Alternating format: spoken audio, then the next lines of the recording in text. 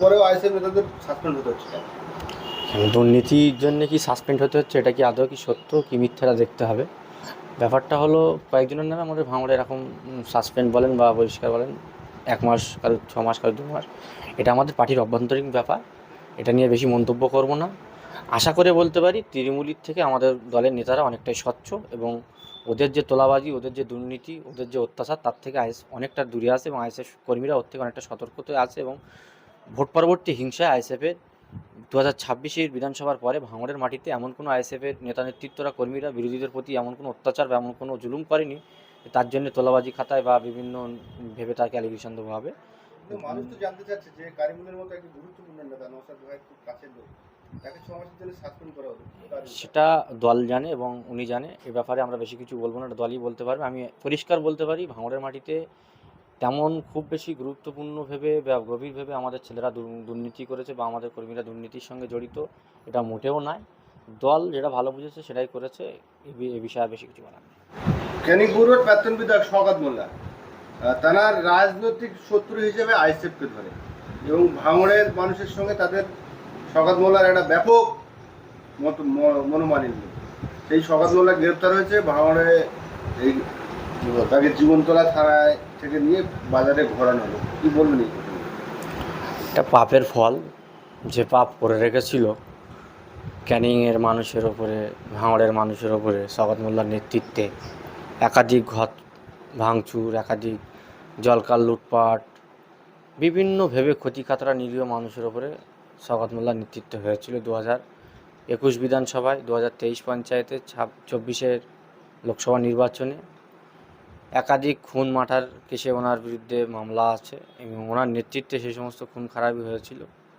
সেই সমস্ত পাপের এতদিন উনি ক্ষমতায় ছিল, বাহাদুরি দেখে বেড়াচ্ছিল, ক্ষমতাচ্যুত হয়েছে, মানুষ সেই সমস্ত কেস করে রেখেছিল। সেই সমস্ত কেসের পরিপ্রেক্ষিতে আজ আইনি প্রশাসন তার ব্যবস্থা নিচ্ছে। এইরকম শওকত মোল্লার আজ থেকে 2021-এ যদি যে ঘটনাগুলো ঘটেছিল, 22-এ যদি তার বিরুদ্ধে অ্যাকশন নেওয়া হতো, তাহলে 2023-এ ভাঙড়ের পঞ্চায়েত নির্বাচনে মহিউদ্দিন, রেজাউল, হাসান, গাজী সহ আরও অন্যান্য যারা শওকত মোল্লার নেতৃত্বে পঞ্চায়েত ভোটের নমিনেশন থেকে শুরু করে গণনা পর্যন্ত যে মারপিট খুনাখুনিতে যাদের রক্ত ঝরেছে বা মারা গিয়েছে, শওকত মোল্লার বিরুদ্ধে সেই সময় যদি পুলিশ প্রশাসন অ্যাকশন নিত, এই ঘটনাগুলো ঘটতো না। আমরা আশাবাদী। সবে তো 2-4টা কেসের ওনার বিরুদ্ধে হয়েছে, আরও ভাঙড়ের মামলা, বিশেষ করে পঞ্চায়েত ভোটের মামলা, মহিউদ্দিন মোল্লা গণনার দিনে রাত্রের ঘটনা, এছাড়া আরও ভাঙড়ের অন্যান্য একাধিক জায়গায় মিথ্যা কেস করে আমাদের আইএসএফ কর্মীদের মারধর এবং ওনার নেতৃত্বে একাধিক রাজনীতি ইস্যু কেন্দ্র করে আমাদের ছেলেদের নামে মিথ্যা মামলা জড়িয়েছিল এবং বিভিন্ন মামলা ওনার বিরুদ্ধে আছে।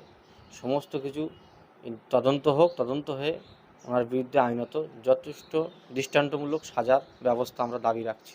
ভাঙড় বাসী হিসেবে শওকত মোল্লার এই অবস্থাতে আপনারা কতটা আনন্দিত না দুঃখিত? আনন্দিত তো বটেই, কারণ তানার যে অত্যাচার, তানার যে জুলুম ভাঙড়ে একটা হয়েছিল, আমরা অনেক আগেই ওনার বিরুদ্ধে এই সমস্ত ঘটনা উনি ঘটাতো আমরা একাধিক থানাকে জানিয়েছিলাম, লিখিত মেল, এমনকি কোর্ট কেস পর্যন্ত করা আসলো, কিন্তু পুলিশ প্রশাসন কোর্ট কোনো রকম ব্যবস্থা নেয়নি। অবশ্যই আনন্দের বিষয়, কিন্তু আমরা চাই আরও সাজা চাই। শুধু এইভাবে রাস্তায় ঘুরিয়ে ওপিসি করলে হবে না। একটা সাজা হোক, যে 10 বছর কি 20 বছর জেল, এবং তা না হয় ফাঁসি আমরা দাবি জানাই।